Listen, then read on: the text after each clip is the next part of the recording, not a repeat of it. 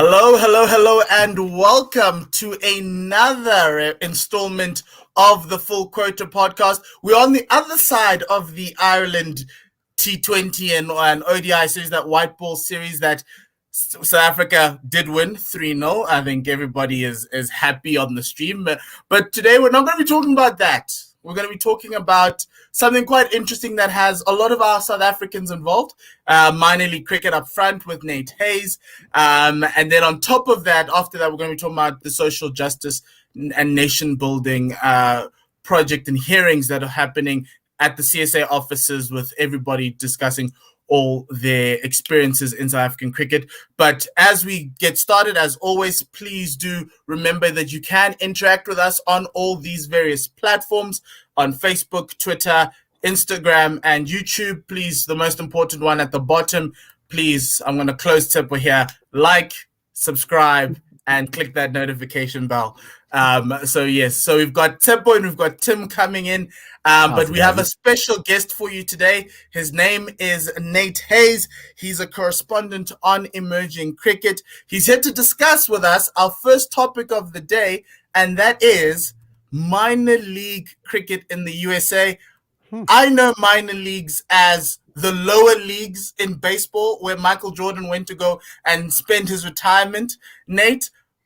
But I thought you'd be calling it the major leagues. What's the distinction? And welcome to our show.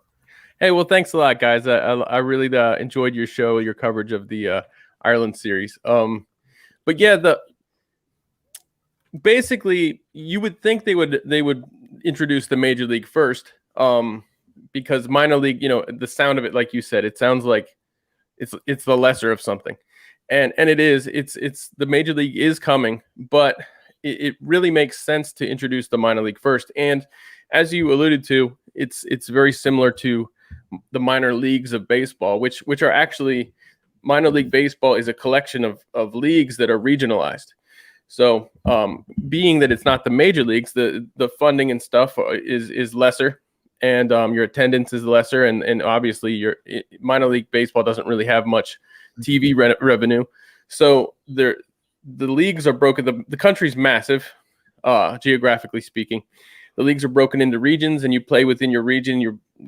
And this is how this is designed. It's designed as you have regional divisions. You play within your division, and at the end, they kind of have a tournament where all the best of every division come together and play against each other. So it's an answer to a problem the minor leagues is, and that is, you have a vast geographical country and the talent spread out.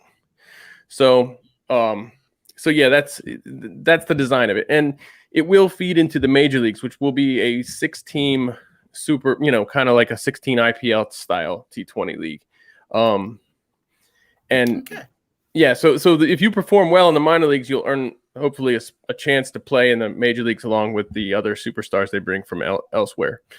But yeah, it is kind of it's kind of strange that they introduced the minor league first, but it makes sense because they kind of want to trial these guys, some of the guys out, and see who stands up and makes a name for themselves. And my favorite thing about the minor leagues is there are 2 slots in every playing 11 that have to be filled by a U21 player and a U19 player.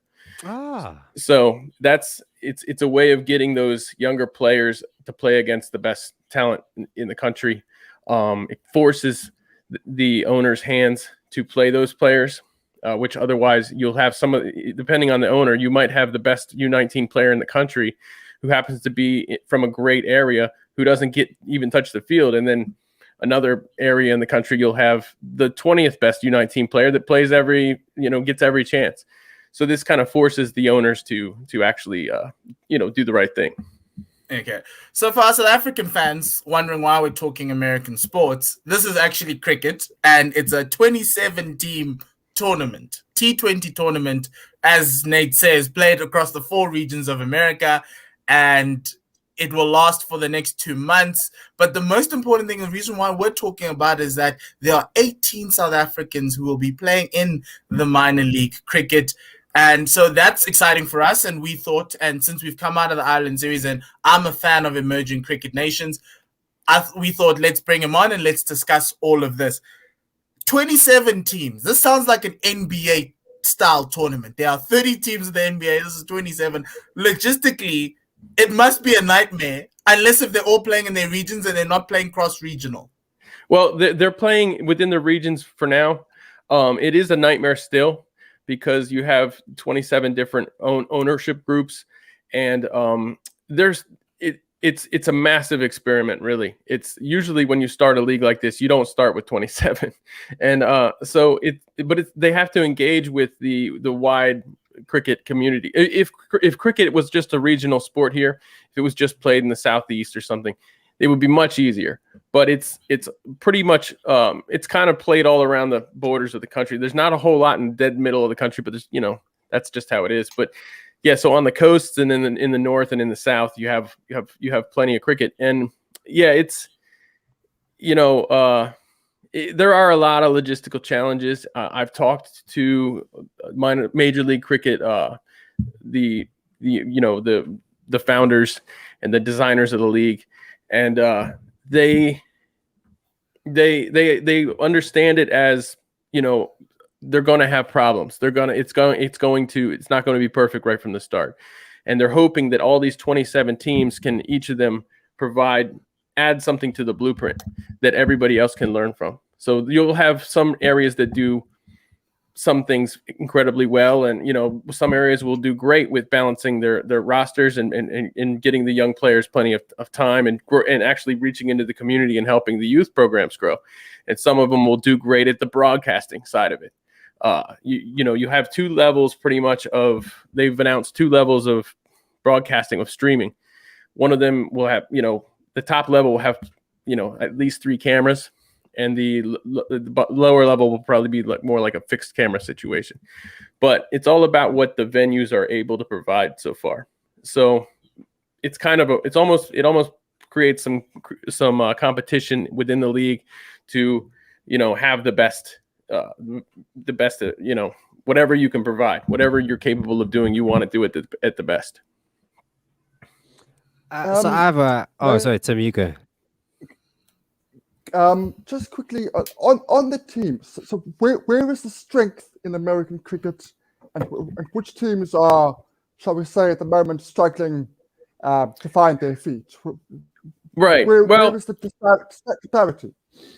Absolutely. It's not necessarily a level playing field right now. Everybody goes by the same rules, but as you guys know, not everybody's starting from the same place. So there's going to be disparities. The Florida, Texas, California, New York, New Jersey, those places have the best all-around talent. But there are pockets of the country that already do some things well, like Morrisville here in North Carolina. Morrisville has a tremendous youth program, and we have, in my opinion, the best ground in the country. So we have a great community of volunteers here. It won't surprise me if you tune into a Morrisville Cardinals game and see 2,000 people watching the game, in person, Wow. which is a lot for cricket in the USA. That's more than what we had in Belfast and in Malahide, so that's a good start. Yeah, it wouldn't surprise me at all. We hosted a USA regional. We hosted a ICC T20 World Cup regional qualifier a couple of years ago, 3 years ago, and we had over 2,000 people watching USA play Canada. So it's a beautiful venue. They do that well. They have a great youth program. You have some parts of the country that have strong, adult players, but their youth players aren't as strong. So I would say that the Seattle just got a team. St. Louis just got a team. And those two places, they might struggle with their local talent, but they've also been given some, they've also got some good wild card players out there. Chicago has a little bit ways to go, or let me say Michigan more so. But these places are on the rise. You can't really, it's tough to top Houston. It's tough to top the Bay Area just because the weather and the resources they have there, it's difficult to play cricket year round in Michigan, so it's going to be really cool to see how these places develop and what Major League Cricket does to help them develop, because there's a lot of potential. Sweet. Okay, then my question. I myself was brought up enjoying and loving cricket, my first love, but currently I am an ultimate frisbee player and coach. So, how often do you find people that come from Major League Baseball, from the NBA, and transition into cricket because they see an opportunity? They're like, not a lot of cricket players in the country. I could make Team USA another way. It doesn't happen. I wish it did. But we had one fella who was a very good minor league baseball player, very talented player, great physical attributes, who years ago tried to transition into cricket. And cricket's the culture of cricket in general is not always the warmest welcome. It's not especially here too. I think it's changing.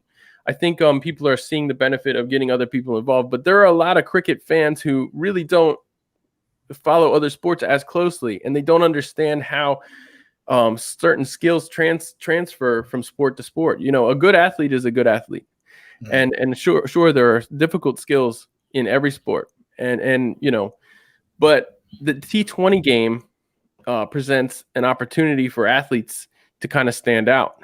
And I think it would be excellent if they recruited basketball players, baseball players. I mean, the list goes on. Football players, whatever. But it's not really talked about. It's not really encouraged too much. I think there's those of us like myself and Peter Della Penna from ESPN Cricket Mpho who believe that the women should be looking this way, especially the women, because they're so much closer to the ground floor.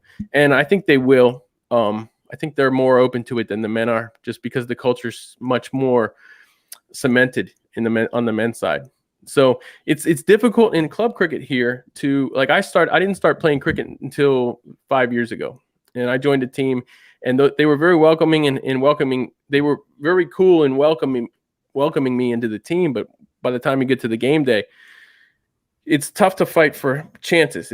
It's one thing to get in the playing 11. It's another thing, when you're starting out and you have a bad over and you don't bowl again for 3 weeks in a game, it's it's difficult. So, or you get out for a duck or something. You might not get another chance. So I think that could be developed much better with a real true club system where you have a first team, a second team, a third team. We don't have that here. We have just you join a club and you're on that club and they play you or they don't. So I think if we developed a club system, we could nurture those players, the transition athletes, and reach out to them more confidently, because you don't want to drag somebody into something and have them waste their time.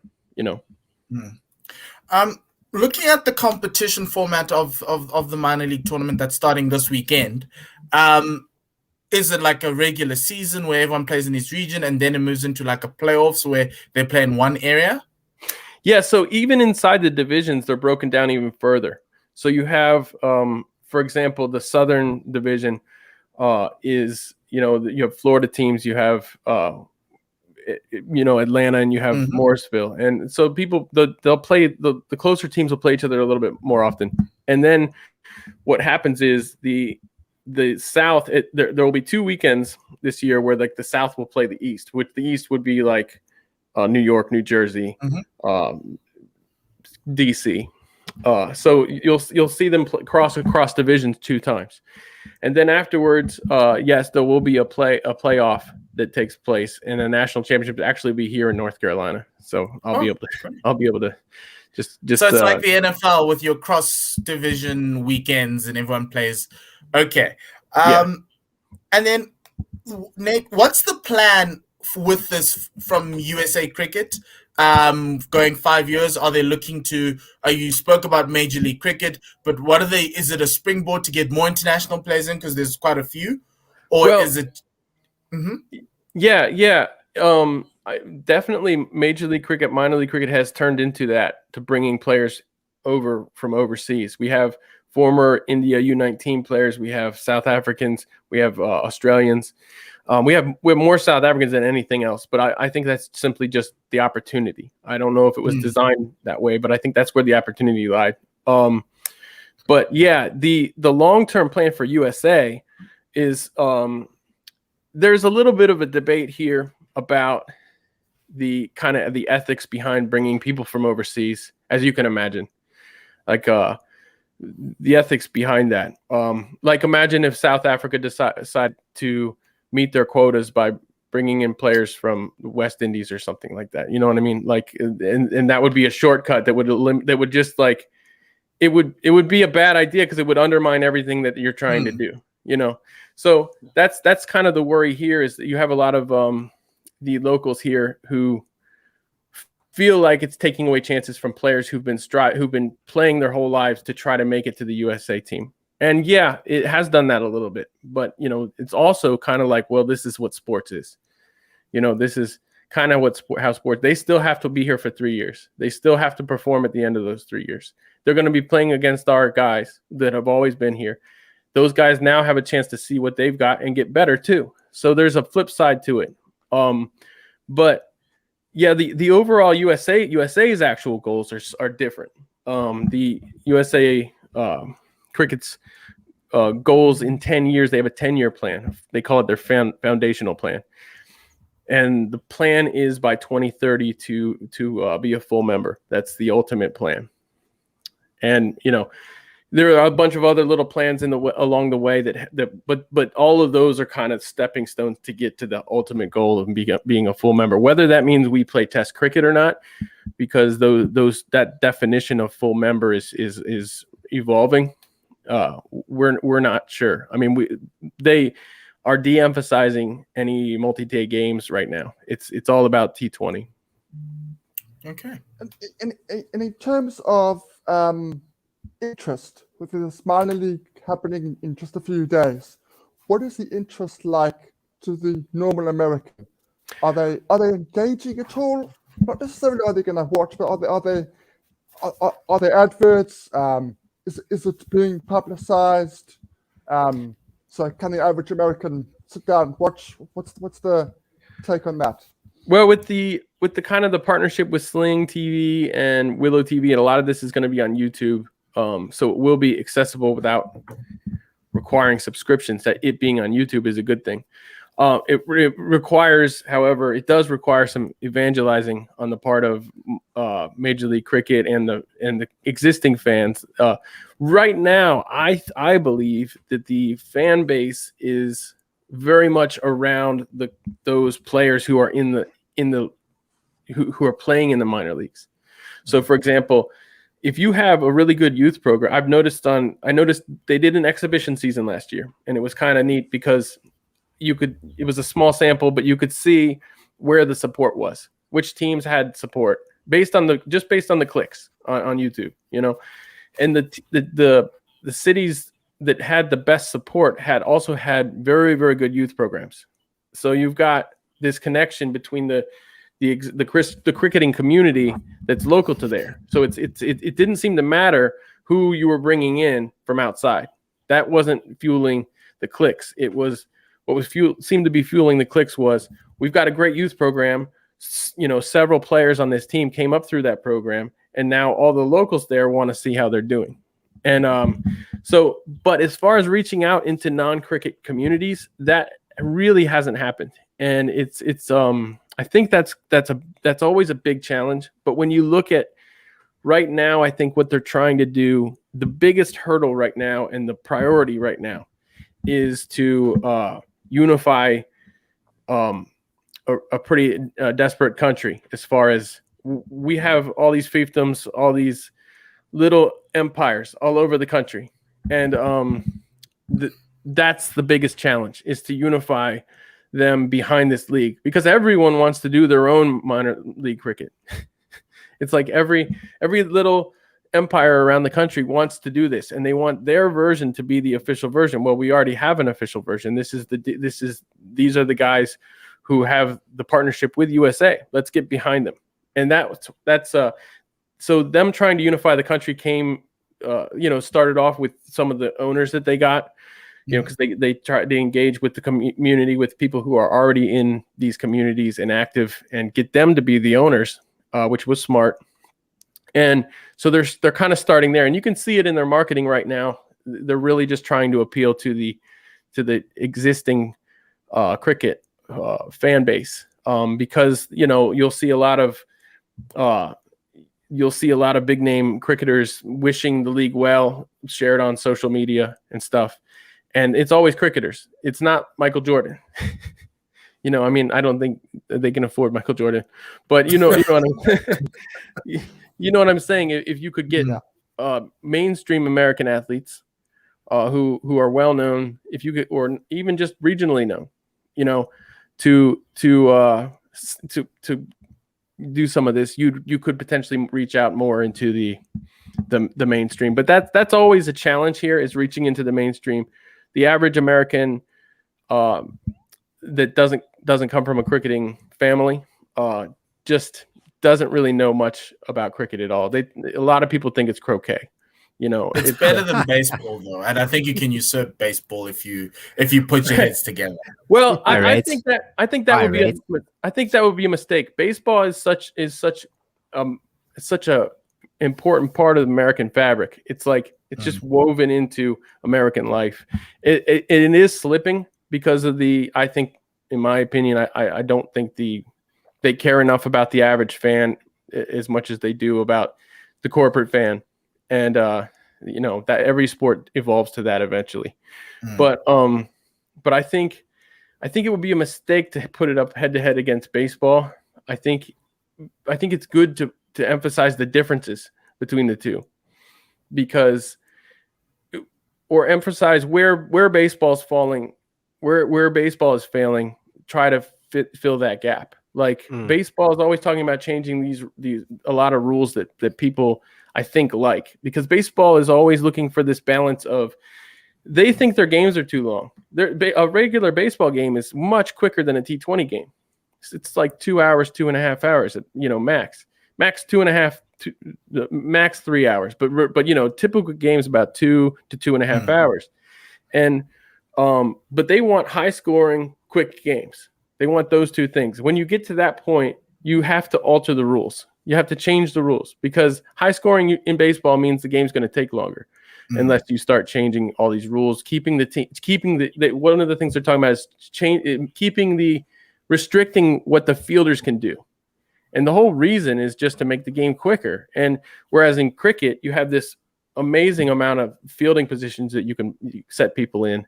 It's just very creative. It's a perfect backyard sport for kids. That's another thing that they should emphasize. You can go out in your yard and play cricket.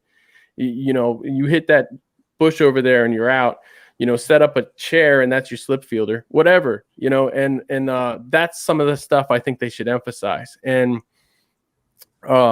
youth sports in this country are getting more and more less and less egalitarian. They're going to just the upper middle class, the wealthy. And I think cricket cricket should try to fill that role, getting into community centers and giving kids who don't have an opportunity to play a lot of sports the opportunity to play cricket. I think you can start there to try to get into the mainstream culture. But that's what baseball used to do, and it doesn't do it anymore. And that's where I think they should attack baseball, not at the popularity of baseball level, at the professional level, but down at the grassroots. Okay. I have a question about the league and maybe even your team or a team that you support. Is there any team that has a nice story that you could follow?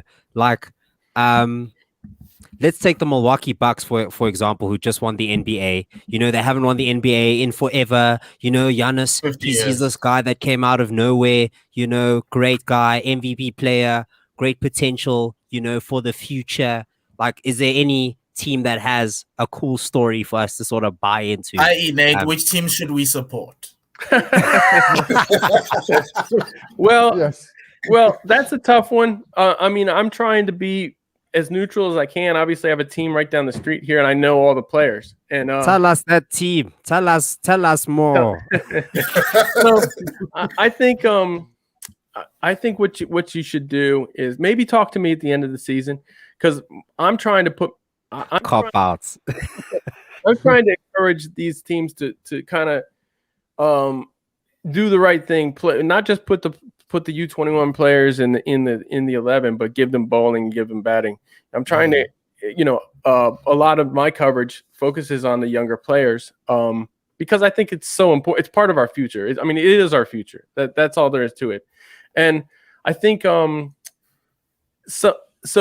I like to get behind the teams I think that are doing cricket a good thing, doing a good thing for cricket in this country, not just for their own team.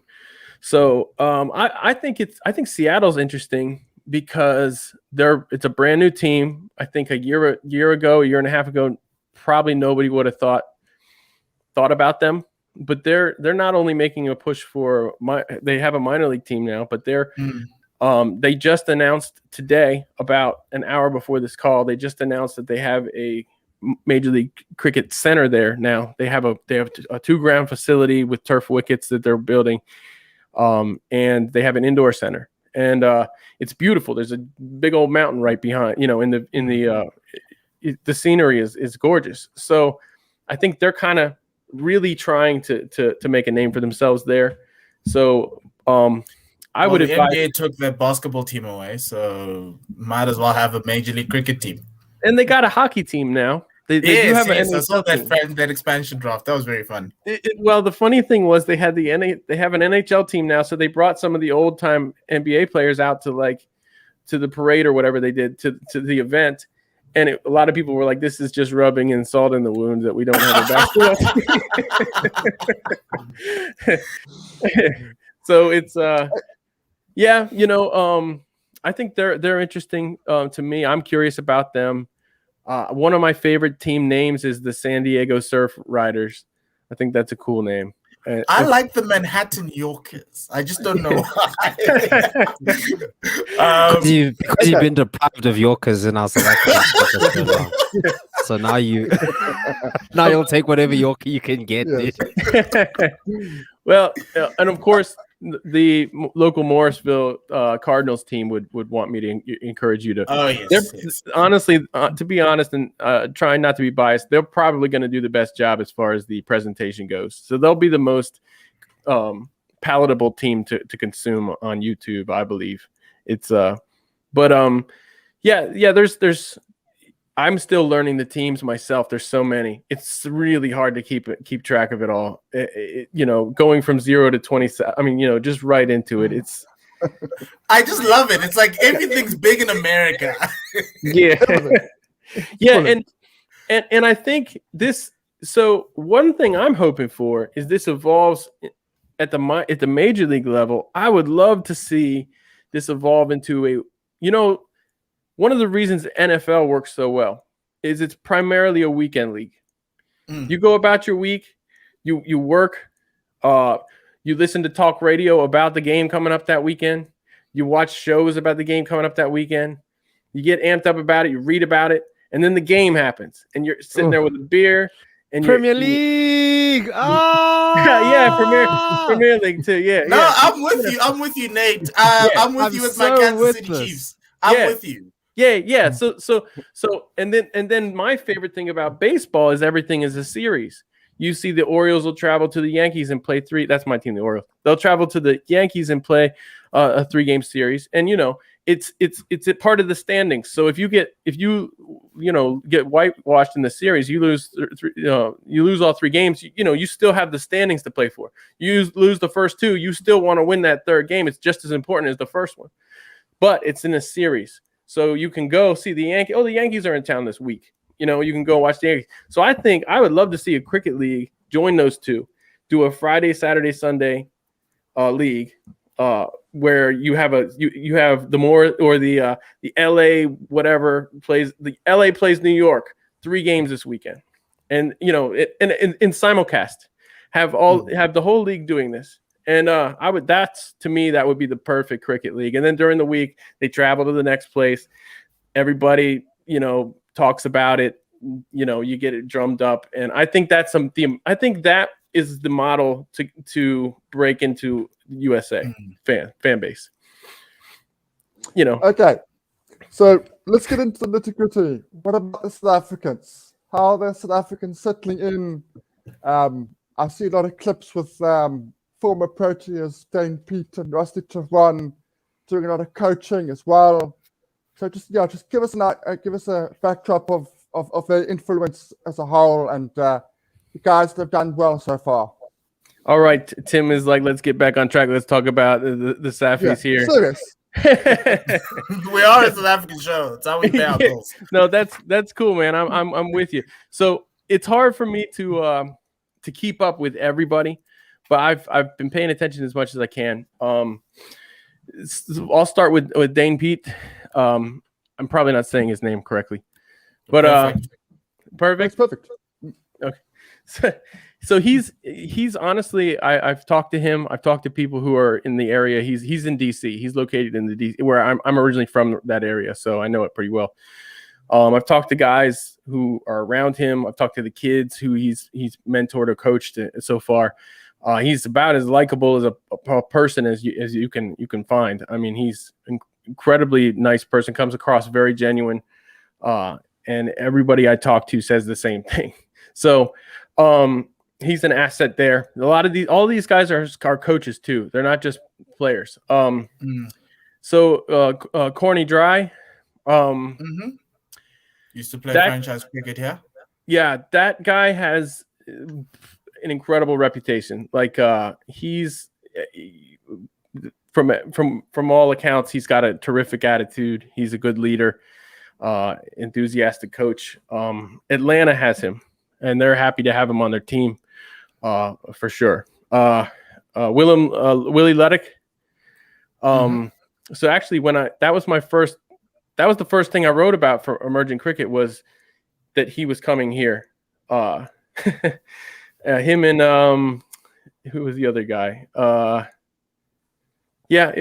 can't remember, but that Willem Ludwig was coming here. That was my first article. But he was hit or miss in the exhibition. He played in the exhibition season last year. He was hit or miss. He had his moments. Of course, he's transitioning to a new country. All these things are happening. He's coaching. You know, these guys are coaching and they're trying to stay in game shape. It's tough to juggle it. But as of right now, every time I look, he's scoring. So he's probably one of the hottest players in the country right now. And playing down in Houston, I believe. Houston Hurricanes. Yep. David Bunn, he's just getting back into cricket. He plays for East Bay Blazers. He hasn't played for a few years, I believe. I saw him play when I was in California a few weeks ago. He looks like a really strong player. He's got a little bit rusty right now, but you can tell he's a good player. He made a great catch in the field that day that I was watching. I mean, it was like, he just made a tough catch look easy. So I've got a good opinion about him. David White, Rusty Theron, those guys are about as deep into Major League Cricket coaching as you can get right now. They are really, really elbows deep into it. They have great reputation right now. Rusty Theron was the kind of captain and coach of East Bay Blazers in the exhibition last year. He played an unbelievable amount of younger players in his team. Like like I said, you have to have one U21 and one U19. He would regularly put 4 of those guys in the team and give them all chances, and they performed. They got better as the season went on, and it was all under his tutelage. So he's got an amazing reputation right now for bringing the younger guys along up to speed. And David White is doing a lot of the same stuff. They're both on the East Bay Blazers. So if you want a South African team to cheer for, East Bay Blazers has 3 South Africans on it. So there's one for you. And they play their young players a lot. So they're in San Francisco Bay Area. And not only that, but Rusty Theron, in the exhibition season, he was absolutely the standard for fast bowlers last year. He was I watched all their games. I watched a lot of the other games around the country. He was, in my opinion, by far the best fast bowler in the country during that tournament. Now, he fell off a little at the end, but 3/4 of I think he just got exhausted. But 3/4 of that tournament, he was brilliant, absolutely brilliant. And of course, we have Ali Khan, the T20 specialist, Ali Khan, who's our national cricketing hero right now. So he's an American originally from Pakistan, and he is on the Houston Hurricanes team in minor league cricket, but his travels might keep him from playing very much because he features in so many T20 leagues around the world, including Caribbean Premier League. He's got a massive role in that. That's probably my favorite T20 league is the CPL. But yeah, so all these guys. Also, Tim, we talked about Slade. And Slade is here right now in the U19 camp down in Houston, preparing for the USA's qualifiers for U19 cricket. And he will, from what I'm hearing, he'll stay around and he'll play with the Houston Hurricanes as well. To transition from that camp to the World Cup U19 qualifiers, so that he can stay and play on that same surface that they're gonna, hold the qualifiers on. So Slade is here and he looks really good for sure. Wow, that's amazing. Awesome. Yes. So Nate, I think from a final question, obviously you said who's going. You don't want to give us a team. Who's winning, and where can we watch? Well, so I think the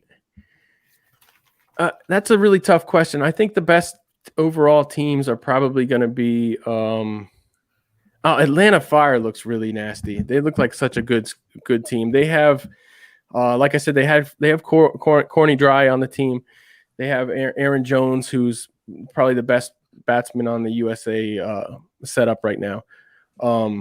They have Stephen Taylor, who if anybody knows about USA cricket, they know Stephen Taylor's name. He's an American product, from Florida. Excellent guy. I mean, excellent smasher of the ball, left-handed batsman. But I think Atlanta Fire looks like a really good team. I think East Bay looks like a great team. Houston looks really, really solid. And I think I think those are maybe my early favorites this year. I think there's already been some ownership changes since last year, which is interesting. Since last year wasn't even official, but we're getting more turf. We're getting more turf out of this. We're getting better grounds out of this whole thing, and that's such an important thing. And I tend to look at a lot of what those benefits are a little bit more than prognosticating about who's going to win. But and where can we watch? Because I think that's what I think most of our fans would want, because we want to see what this tournament will be. You can watch on YouTube. On Major League Cricket has a YouTube account. I believe it's going to be on Willow.tv on YouTube. That's many of the games will be on Willow.tv, which is YouTube channel. So that's where you can watch it. And like I said, some of the broadcasts are going to be better than others. Just click around. There's going to be like 13 games every weekend day, so it's going to be pretty cool. Yeah. I'll and you can always follow me on Twitter at CricFanUSA, CricFanUSA, and I'll definitely be sharing some of the best stuff. I'm also going to have a weekly minor league cricket show on YouTube where I cover some highlights, some of the best players of the week, and interview players and different people involved in the league. Okay. Nate, I'd like to say thank you very much for joining us. I'm excited to watch minor league cricket. And as he said, please do follow Nate on CricFanUSA for all the information related to that, and also minor league cricket or Major League Cricket on YouTube for the games. Nate, thank you very, very much for joining us. And we probably will have you towards the back end to talk about the South Africans that actually did well, in case we want to call them back into our team. I'll pay extra attention for you. Yeah, I'll be ready for you. Sure. Thank you very much, Nate. Thank you. Have a nice thanks day. for being a great host, guys. Thank you. Oh, Sure. Stop it, you. Stop. Okay, guys. How was that? I think I'm going to pick the Manhattan Yorkers. They may not win, but it's a cool name. I'm taking Rusty Theron's team, but yes. East Bay. What do they call themselves? East Bay, though my Bays now. East Bay Blazers. Yeah, Tshepo's Bay Blazers. Bay Blazers. But there's one bowler that we should all watch. Team. There's one bowler you should all watch. Kami LaRue, left arm seamer. Tshepo and I were commentating on him in a club final at the Wanderers. Ooh, yeah. Yes, he was playing for Randburg. Now he's that side. Kami is playing for the Philadelphians. So he's up there in the Northeast doing his thing, or in the North, not Northeast. But anyway, cool. Okay. Tim and Tshepo, I think the one thing I wanted to talk to you about, I want to do the birthday again, but it's fine. We'll leave it for next week. Happy birthday to Grant Rudolphson, Cohen Mangru, Monde Zondeki, and Andrew Hall, by the way, because their birthdays are this week. Wanted to talk about this. Social justice and nation building. We've been having these SJN hearings in South Africa for the past couple of weeks, and it came out of the talks last year coming out of the Black Lives Matter, Makai Ntini speaking up, Tamizo Lekile speaking up, and it became something of a movement with obviously the interim board coming in, instituting this platform, this hearing where we could discover and determine the causes and the extent of racial discrimination in the sport, and also the lack of transformation that has happened since 1992, right? And this is a set of hearings. It's an investigation. It's a fact-finding mission, and everyone's allowed to come through. And we've had a lot of people come through, and a lot of things were said. Bombs were dropped here, but what I want to say is this discussion obviously is all our opinion. It's not opinion of One World Sports Radio or the Full Quota Podcast. They all are in different opinions.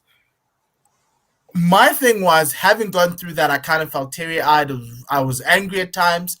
And because some of the things I kind of see happening in South African society, and what it's led me to think, guys, about all of this, and I want to know your thoughts on this entire thing. But my thoughts is that in South African society, things have changed, but nothing's the same. What these cricketers have experienced, these cricketers of color have experienced in the national team and in cricket in general. And today we spoke through, there were coaches who played and administrators who played in the game in South Africa. It's a system issue, largely because, I don't know, of the way that players of color, bodies of color are viewed.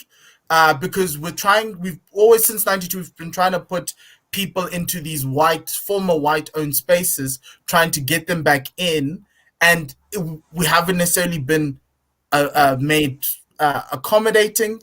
And you can see that all coming through. We went through Omar Henry in 1992 wanting to come back home. We went to Paul Adams, who says he's been South Africa's number one 12th man. He's been 12th man for 200 games. I was like, wow, that's ridiculous. But just 200 tests, but 40-something ODIs. I think it was the other way around.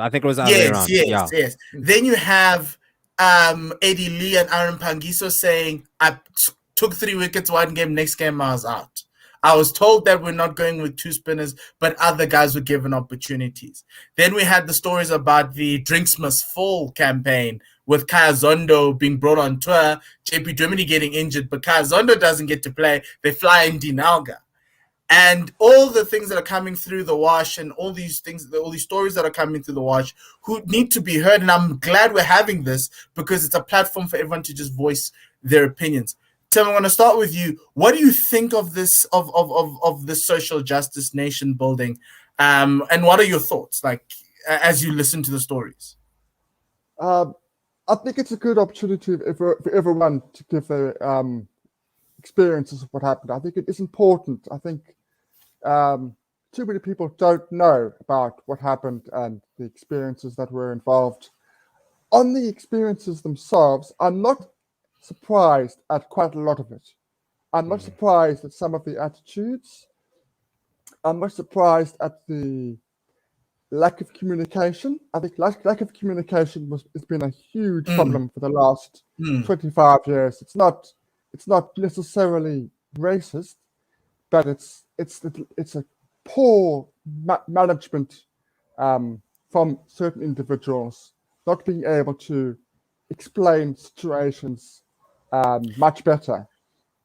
But there are certain, I won't go into specifics, but there were certain things that really did shock me. So, for example, Omar Henry's emissions didn't surprise me. That's partly due to the fact that I read about it and he'd said previous things before. I'm with you there. The recent stuff, I was really surprised at some of the stuff that came through from. Which recent? How recent? So we talk 2000s. I'm talking about.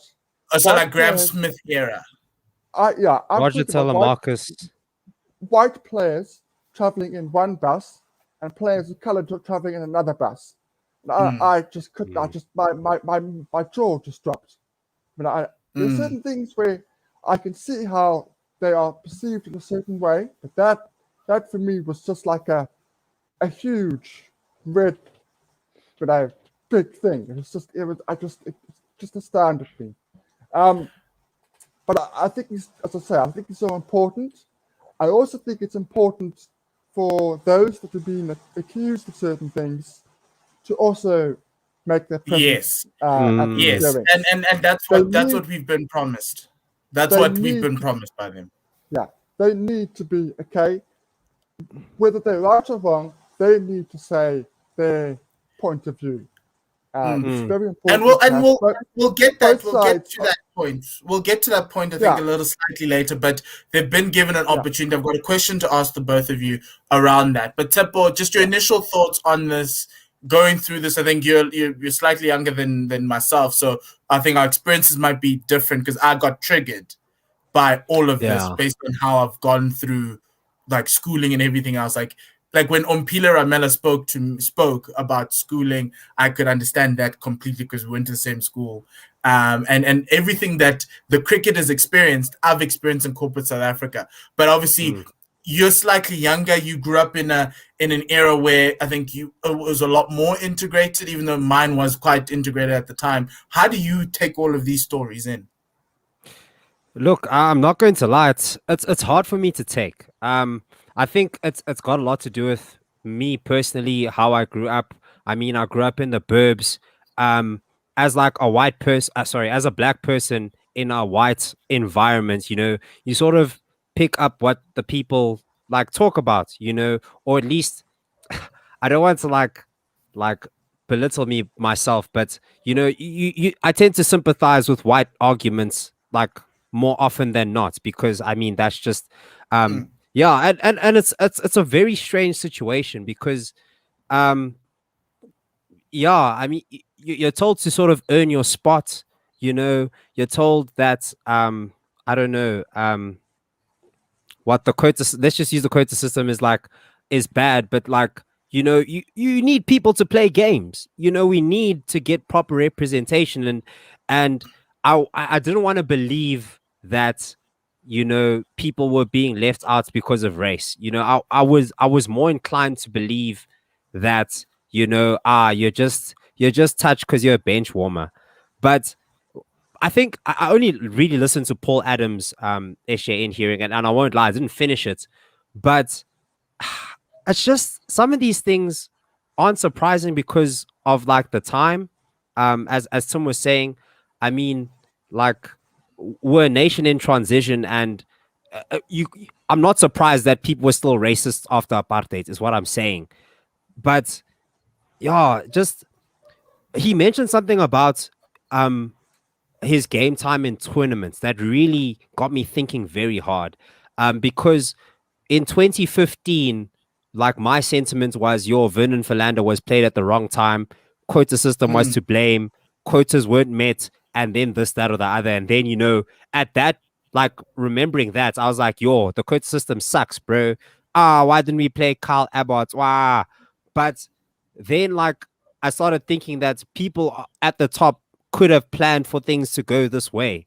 It's not beyond them to throw someone in at the knockout stages and be like, you see, there's the problem.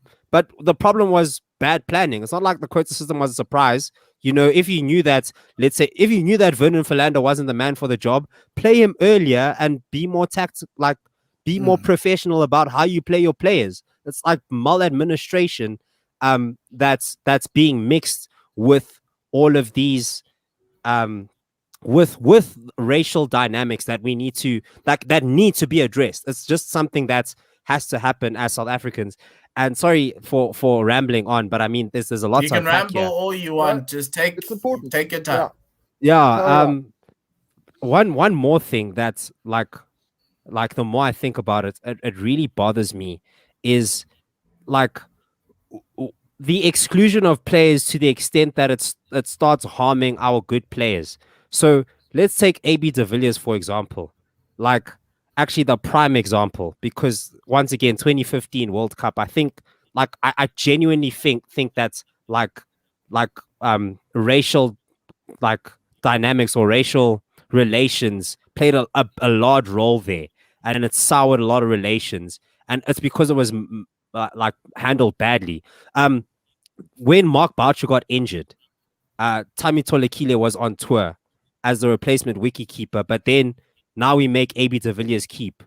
Go years down the line, what do we start hearing? AB de Villiers saying, yo, guys, my back is sore. I don't want to keep anymore. Like, if we just put in Tami Tolekile, then we wouldn't have that problem. But we tried to force AB de Villiers to play this role, and now you're not surprised that Dale Steyn went out early, because we tried to keep playing our best players instead of just being responsible with the individuals that we have on tour. And I think this whole thing shouldn't be just a racial thing. Like, this should be like the racial things that we like dealt with need to, how do I explain this? Yeah, the racial things are very important to deal with, but we must see the forest from the trees, and we must also talk about how all players are being managed, because even white players are complaining about game time. How are black players complaining about game time and white players taking cold pack deals complaining about game time? It's so frustrating. Yeah, sorry, that's my ramble. I'm with you on the man management thing, and it came through with all the communication. What I love about the social justice is people are telling their stories. It's their lived experiences, and I'm in no position to question their lived experiences. And I was chatting with a close friend of mine, I think when Aaron Pangiso and Eddie Lee were talking, and she was calling me about how about Pangiso in that 2015 World Cup, and I was like, there were some parts of that World Cup where we didn't need two spinners, but somehow, there were some parts of that. Yeah, the 2015 World Cup in Australia, we didn't need two spinners, and that's fine. And someone can come with a cricketing argument to say, yeah, that's why Aaron Pangiso didn't play. Whereas even in India, in the 2016 World Cup, we spoke about this 2 weeks ago in the West Indies tour, Pangiso played two games. The remainder of the games, JP Drimini was used as a second spinner, but Aaron's sitting on the bench. And so it does come through with the whole communication. But to me, listening to all of these guys, it's a system issue. Yeah. I think somehow we are living in a South Africa where white people are still afraid of black bodies in cricket, and they're afraid that with the transformation, and they call it quota. We call our podcast Full Quota because we want you guys to dig in, but I don't like the word quota because it has a negative connotation in South Africa, because what this transformation is always supposed to be was those that are at the coalface at club cricket, schoolboy cricket. And we've heard all these stories in SJN about how guys were treated. I think somebody spoke, I don't know who it was, that he was a batsman and he was made to bat number 8. I think it was Lutz. Yeah, he was made to bat number 8. I don't know if it was Lutz Bosman. And he was a batsman and they said, no, you're going to bat at number 8. Some other guys didn't even get an opportunity to play. I remember 2 seasons ago, there's a man named Neo Falani. He plays for Easterns. He had the Thanks for Coming award in the Africa T20. He didn't bowl, he didn't bat. So what is he doing on the field? Oh no, he's trying to fit Quota things because we've put a negative connotation around Quota where it's now even a point where I just need 3 black players or 5 or 6 players of color and that's it. I can't field a team of more than that just because that's the requirement. And it feels as though there's a lot of mistrust between both sides. The one side says, you guys don't want us here. So we're going to use these targets because it's the only way that gives us the opportunity. The other side says, but you're taking stuff away from us. And to a certain extent, the one side that says you're taking stuff away from us, they've been there and they are gatekeepers. Like if you listen to the stories and I look at how even in the media, how black, like Paul Adams said this. He said somebody wrote in the media that his action the hubcaps thing is reminiscent to gangsterism in the Cape Flats, and I was like, what? But wait, it's that. So the quote was, he has enough turn to steal the hubcaps off of moving cars in an article. And sorry for interrupting you, but that's the thing. Like Paul Adams in that time, people were sort of tone deaf to those types of things. They probably thought, that's hilarious because Cape Flats crime. Is Tshepo, it's still happening today. Look at the discourse around the black players and the players of color in the team. When they do something wrong, they're called quotas. When white players do something wrong, oh no, give them a chance. They're talented. And it's kind of like we need and that's why I think this is important. We need an education. We need an education where we're not, because I've been in places where I'm not wanted and I can feel it. And I know that my presence is aggressive to them. And the way they treat me is in these series of microaggressions, just like how Aaron Pangisa was treated, just like all these people are treated. You can't pinpoint and call it racist. But to you, when you hear it, you're like, something's wrong here. And I can't necessarily accuse you, but I know that you're using the system that's created to keep me out. And that's because of a fear. We've had this fear throughout apartheid. It's just carrying through. And it's now in 2021, and we're still afraid of black bodies when every time, and this is the fun one, in rugby, everyone thought it was gone. Somebody tweeted on Saturday when they saw the front row of the Springboks, which had black, and black. Oxenche, Bongin Bonambi, Trevor Nyakane, and somebody said, this front row screams quota. They even, a media member even had the goal to ask in a press conference whether this front row was weaker than the front row on the bench, because the front row on the bench was all white. And so for me, that's where the change we need to start. Either if you don't want to be a part of the transformation train, we're leaving you behind. And we need people across all races who are willing to afford the equitable opportunities. And I talk about equitable, not equal, because in a sense in South Africa, white players have a leg up. They've always had it. They will always have it. That's not going to change like this. That's the thing. And you need to give guys like, so for instance, Kaya Zondo, literally, CSA wasted a talent. Mpho Ramela even says, you guys will tell me that I got 31 average in franchise cricket. But when I played for SAA, a level up, I have an average of 42. And I remember in those years watching Mpho thinking, could he make it to the Proteas? He never did. We never tried him, never gave him an opportunity. Outside of Themba Bavuma, can you name me another black batsman? Nobody. That's the thing. Like, if you look at all the other opportunities, like minor league cricket, like the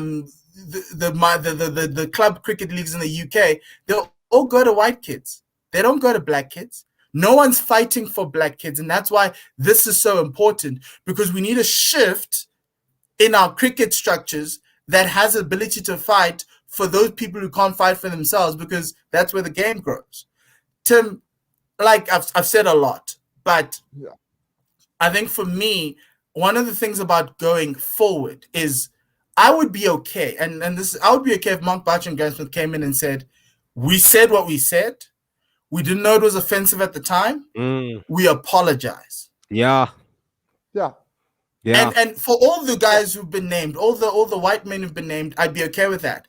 But what do you expect them to do that? If they don't come, what does that say? Do we continue? Because there's so much pressure on those two right now with these hearings that if they don't appear, I don't know what's going to happen. Well, Mark Boucher has said he would respond. Mhm. I'm not sure he said he would attend, but he might have said he would attend. He said he I certainly would hope he respond. does. Yeah. I certainly hope he does in whatever medium he decides, and I hope he does it in the fashion that you described, because otherwise we are just going to be labelled as a team that only has black players because we have to. It's going to it's going to have that taste. It's going to be lingering. So he needs to be definitive in his response. Whatever he says, he needs to make a conciliatory apology. We need to be able to move forward. It's certainly opened a lot of can of worms, but I do think it's important. I do think it is very important that these things did come out and these things were said.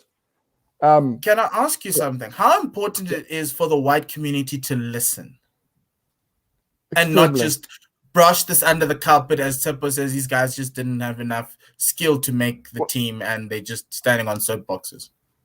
I'll make a confession. When I heard the SJNs were hearing, I thought there was going to be an emphasis on players complaining.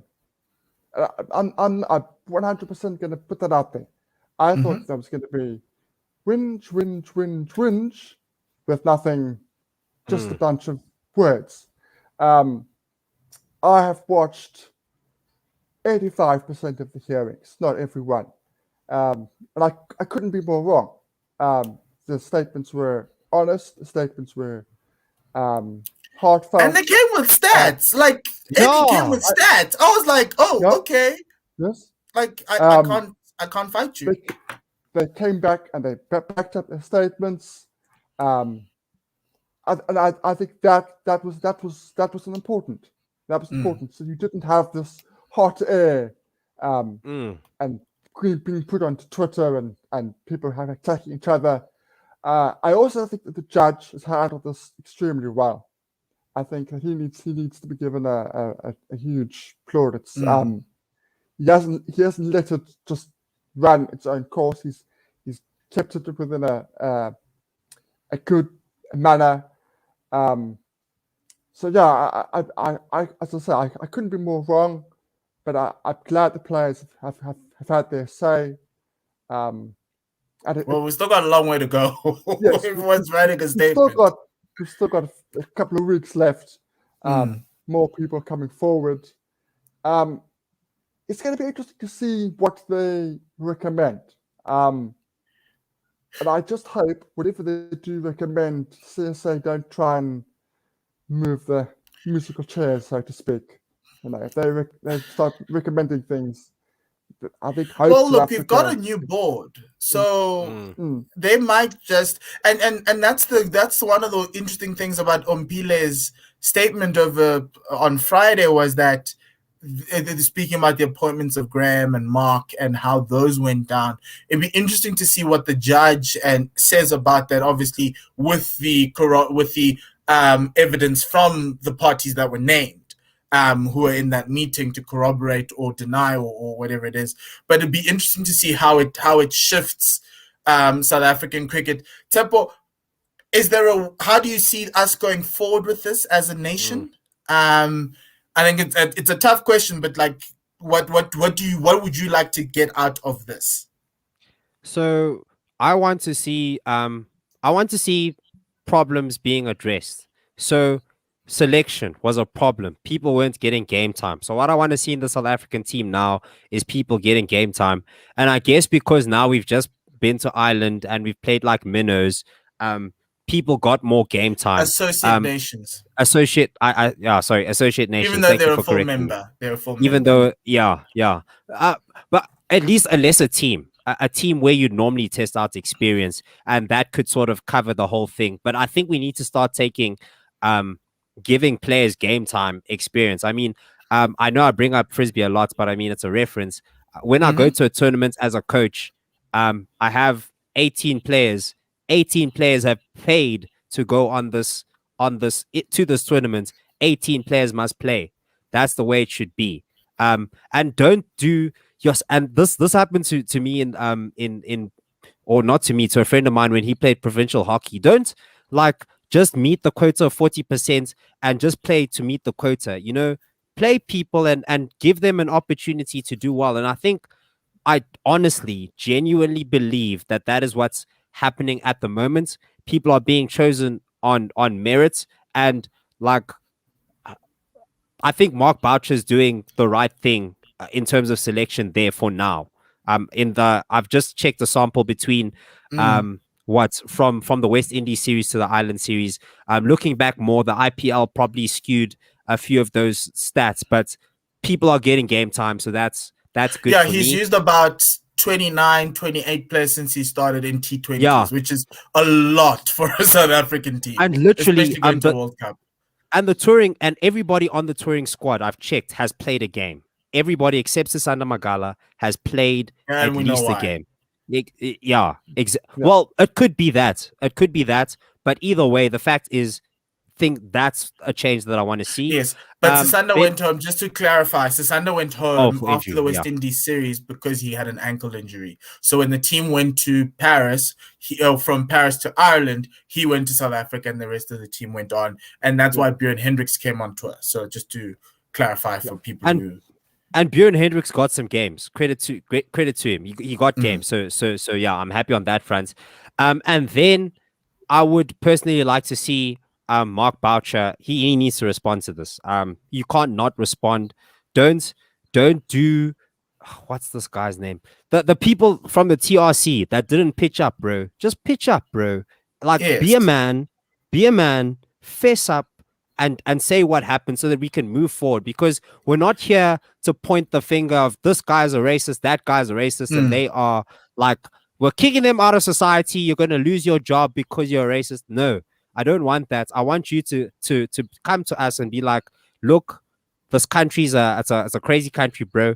We just came from apartheid. It was deep. I didn't know any better at the time.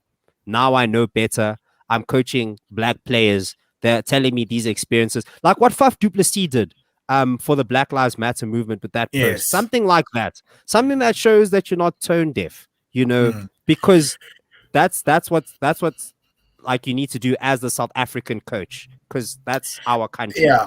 And you can look at the events of the last year to see how race is viewed in this team. We went from 3-team cricket where everybody knelt. Yes, maybe it was the heat of the moment and things were getting hot in the kitchen for Graham, and Makai was accusing or was telling them about that he was running to stadiums because he was afraid, he was tired of the microaggressions that were happening on the bus. But we moved from there to we're half-hearted to now some people are allowed to stand and it's a personal choice. And it comes across with fear. And my heart breaks when somebody tells you their experience and you come and say, no, but you're misinterpreting. This isn't how it went. It happened on Twitter. You are contextualizing the situation out of hand because we're happy you took a wicket and we're playing a song that we all knew that made us remind you of you, even though it was subtly racist. And as people, we need to just take a step back and listen.